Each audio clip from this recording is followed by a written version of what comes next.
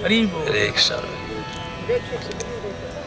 ओम नमो भगवते वासुदेवाय। ओम नमो भगवते वासुदेवाय। ओम नमो भगवते वासुदेवाय। ओम नमो भगवते वासुदेवाय। ओम नमो भगवते वासुदेवाय।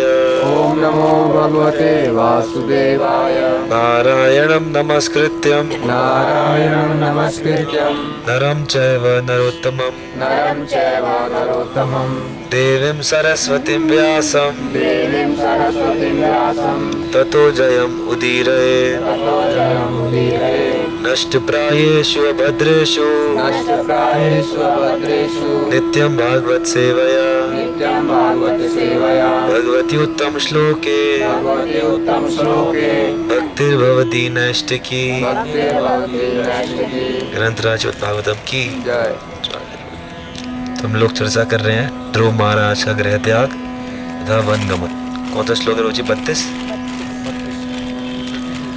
अतो इसलिए निवर्तताम अपने को रोको, अपने को रोको, एषः यह निर्बंधः संकल्प तव तुम्हारा निष्फलः वृथा यतिष्यति यतिष्यति भविष्य में प्रयत्न करना भविष्य में प्रयत्न भगवान स्वयं स्वयं काले काले कालक्रम में कालक्रम श्रेयसां अवसर समुपस्थिते आने पर आने पर अतो निवर्ततामेष अतो निवर्ततामेष निर्बन्धस्तव निष्फलः यतिष्यति भवान् काले यतिष्यति भवान् काले श्रेयसां समुपस्थिते। श्रेयसां समुपस्थिते। इसलिए हे बालक, तुम्हें इसके लिए प्रयत्न नहीं करना चाहिए, इसमें सफलता नहीं मिलने वाली।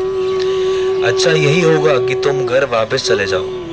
जब तुम बड़े हो जाओगे तब ईश्वर की कृपा से तुम्हें इन योग कर्मों के लिए अवसर मिलेगा। उस समय तुम यह कार्य पूरा करना। तात्पर्य, सामान्य रूप से भली भांति प्रशिक्षित व्यक्ति जीवन के अंत में ही आत्म सिद्धि के लिए प्रयत्न करता है। अतः वैदिक पद्धति के अनुसार जीवन 4 अवस्थाओं में विभक्त है।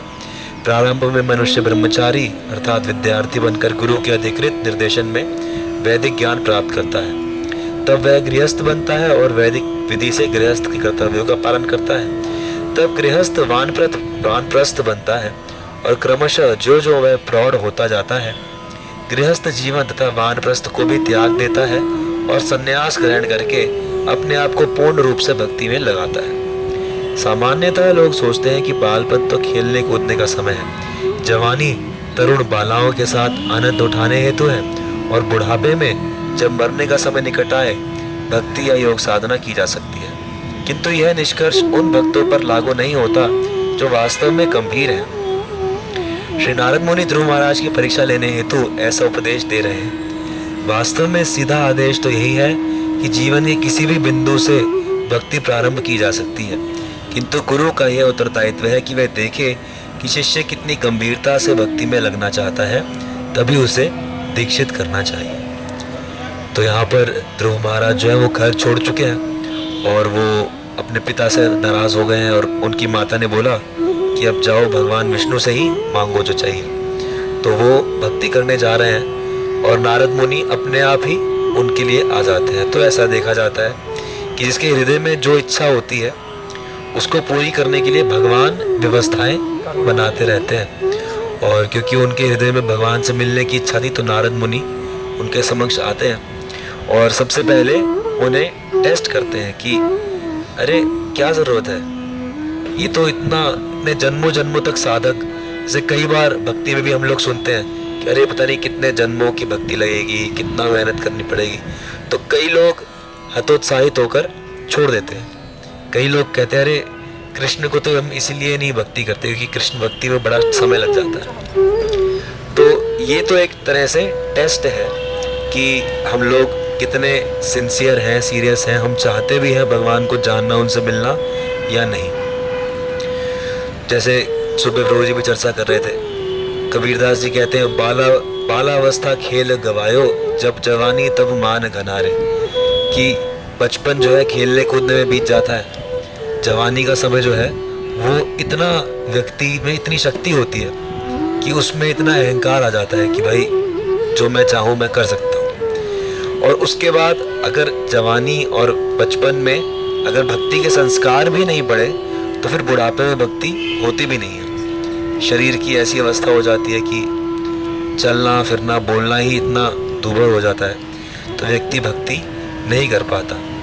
इसीलिए यहाँ पर नारद मुनि एक तरह से कटाक्ष भी कर रहे हैं और ध्रुव महाराज की परीक्षा भी ले रहे हैं। कटाक्ष ये कि सामान्यतः लोग सोचते हैं कि भाई बुढ़ापे में ही सिर्फ करनी है, लेकिन ऐसा नहीं है। अगर सही से चला जाए तो ब्रह्मचर्य से भक्ति शुरू हो जाती है, फिर गृहस्थ में भी भक्ति है, वानप्रस्थ में भी भक्ति है और संन्यास में सिर्फ भक्ति है।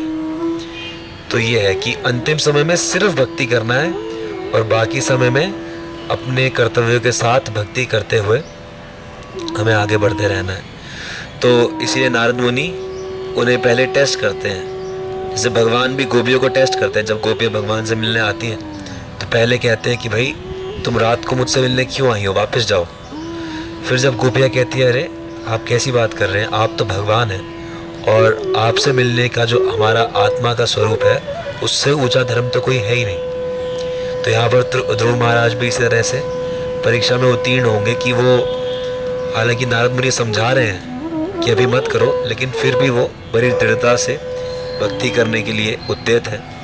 तो इसलिए नारद मुनि फिर आगे उन्हें शिक्षा देंगे कि किस प्रकार से भक्ति करनी है।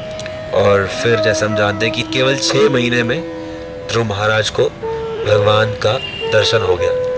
तो ये भी एक तरह से अपने एक अनोखा एग्जाम्पल है कि इतना छोटा बालक और इतने कम समय में भगवान को प्राप्त कर सके। तो इसलिए इनका चरित्र हम आगे चर्चा करेंगे। तो किसी कोई प्रश्न तो चर्चा कर सकते हैं। तो एक प्रश्न विचारत है प्रभु जी, वानप्रस्थ क्या है? वानप्रस्थ ये है कि अब जब आपके बच्चे बड़े हो गए, बच्चों की शादियां हो गई, बच्चों के बच्चे हो गए, वो भी संभल गए थोड़े से, अब उसके बाद आप घर में क्यों हो, अब आपको आश्रम में रहना चाहिए। पहले समय में ऐसा था कि शरीर इतना सुशक्त होता था कि व्यक्ति अपना घर छोड़कर जंगल में भी एक सन्यासी की तरह अपनी पत्नी के साथ जब रहते तो जंगल में अपना आश्रम बनाया और जंगल में चले गए, गांव छोड़ दिया, शहर छोड़ दिया। लेकिन आज के समय में क्योंकि ये हो नहीं सकता, तो या तो किसी तीर्थ स्थान में किसी आश्रम में रहकर या फिर अपने घर में ही केवल भक्ति में अपना ध्यान लगाकर व्यक्ति इस आश्रम में रह सकता है। कि हाँ, गुरु महाराज तो कहते हैं 51 यानी वन, 50 के बाद 51 52 वन, तो मतलब वन में चले जाओ, वृंदावन में चले जाओ, या फिर अपने घर को वृंदावन बना लो कि अब जिम्मेदारियां हो गई, अब जो आत्मा की जिम्मेदारी है वो पूरी करनी है। और उसके बाद अगर आत्मा की जिम्मेदारी पूरी हो जाए तो फिर समाज की जिम्मेदारी की प्रचार। सन्यास कौन लेता है? जिसको समाज में प्रचार करना है, जिसको इतना समझ में आ गया कि जीवन का लक्ष्य क्या है और वो उस लक्ष्य को पूरा कर चुका है और अब दूसरों की सहायता कर सकता है। हाँ, स्त्रियों के लिए जो है वानप्रस्थ तक ही है, स्त्रियों के लिए आगे सन्यास नहीं है। तो सन्यास इसलिए नहीं है क्योंकि स्त्रियों को जो है या तो पति के साथ रहें या फिर पुत्र के साथ रहें। कलयुग में ऐसे उदाहरण भी हैं जब कुछ विशेष स्त्रियां ऐसे सन्यासी या वैरागत बन के भी रहती हैं। विशेष परिस्थितियों में कभी ऐसा करना पड़े तो अलग बात है। जैसे मीराबाई के आगे विशेष परिस्थिति थी कि पति जा चुके हैं और ससुराल वाले रक्षा नहीं कर रहे, तो ऐसी परिस्थिति में अगर गृह त्याग करना पड़े तो स्त्रियों के लिए ठीक है, अन्यथा उनके लिए वो ऐसा वर्णन है। हरि हरि विफल जनामा गवाईनो, हरि हरि विफल जनामा गवाईनो, मनुष्य जन्म पाया राधा कृष्ण ना भजिया, मनुष्य जन्म पाया राधा कृष्ण ना भजिया, विष खाइनु जानिया सुनिया विष खाइनु गोलोकेर प्रेम धन हरि नाम संकीर्तन गोलोकेर प्रेम धन हरि नाम संकीर्तन रतिना जन्मील के नेता रतिया जमील के नेता संसार विषानले दीवानी शिहिया जले संसार दिशान रे दीवानी जबिया जले जुड़ाई तेना कैनो उपाय जुड़ाई तना के जुड़ाई तेना कैनो उपाय जुड़ाई तना के